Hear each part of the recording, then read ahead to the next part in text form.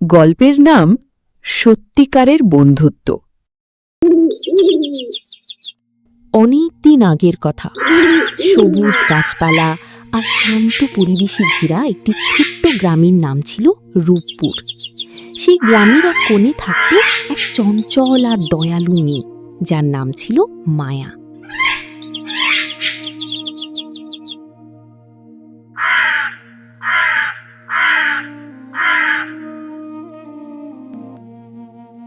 আহা, এই বনটা কত সুন্দর! সবাই কেন এত ভয় পায় বুঝি না। গ্রামের সবাই বনের নাম শুনলেই ভয় পেত, কারণ সেই বন ছিল গভীর, অন্ধকার আর রহস্যে ভরা। কিন্তু মায়া অন্যদের মতো ছিল না। তার মন সবসময় টানত বনের নীরবতা আর পাখিদের ডাকের দিকে। আজ আমি একটু আরো ভেতরে যাব, দেখি বনের গভীরে কি আছে। একদিন দুপুরবেলা মায়া সাহস করে বনের অনেক গভীরে চলে গেল।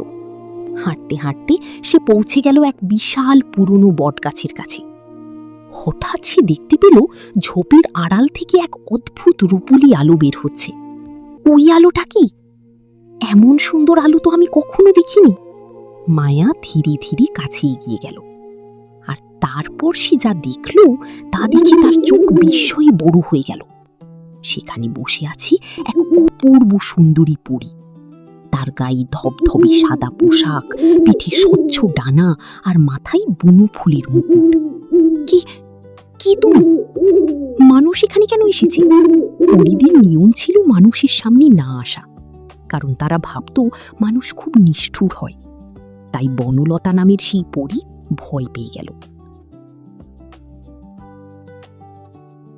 ভয় পেও না, আমি তোমার কোনো ক্ষতি করব না। দেখো, তোমার জন্য একটা আপেল এনেছি। মায়া তার ঝুড়ি থেকে একটি টকটকি লাল আপেল বের করে বনলতার দিকে বাড়িয়ে দিল। মায়ার মিষ্টি হাসি আর সরল মন দেখে বনলতার ভয় ধীরে ধীরে দূর হয়ে গেল। তুমি সত্যিই খুব ভালো মেয়ে। আমি বনলতা, এই বনের পরী। আমি মায়া। আজ থেকে আমরা বন্ধু। হ্যাঁ, বন্ধু। তবে এই বন্ধুত্ব হবে একদম গোপন। সেই দিন থেকেই শুরু হলো তাদের গোপন বন্ধুত্ব। প্রতিদিন মায়া বনলতার জন্য কিছু না কিছু নিয়ে আসত।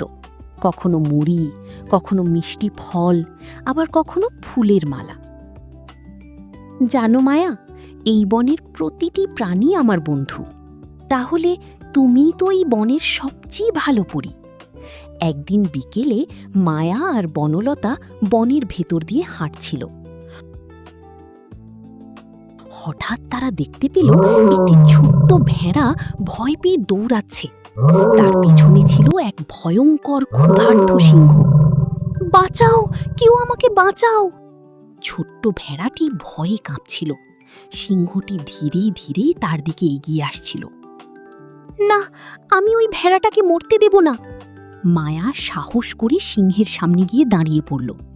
সরে যাও মেয়ে, আমি খুব ক্ষুধার্ত। না, আগে আমাকে পার হতে হবে, তারপর ওকে খেতে পারবে। সিংহটি এবার গর্জন করে মায়ার দিকে ঝাঁপিয়ে পড়তে গেল। ঠিক তখনই বনলতা তার জাদুর কাঠি বের করল। থামো, আমার বন্ধুর কোনো ক্ষতি আমি হতে দেব না। বনলতার জাদুর আলো পুরো বন আলোকিত করে দিল। মুহূর্তের মধ্যে সিংহটি থেমে গেল।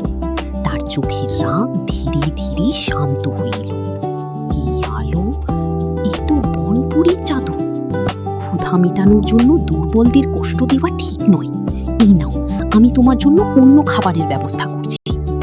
বনলতা জাদুর সাহায্যে কিছু ফল আর খাবার এনে দিল। সিংহটি শান্ত হয়ে গেল। আমি ভুল করেছি। ছোট্ট ভেড়া, তুমি ভয় পেও না। ধন্যবাদ তোমাদের, তোমরা না থাকলে আজ আমি বাঁচতাম না। মায়া ভেড়াটিকে আদর করল।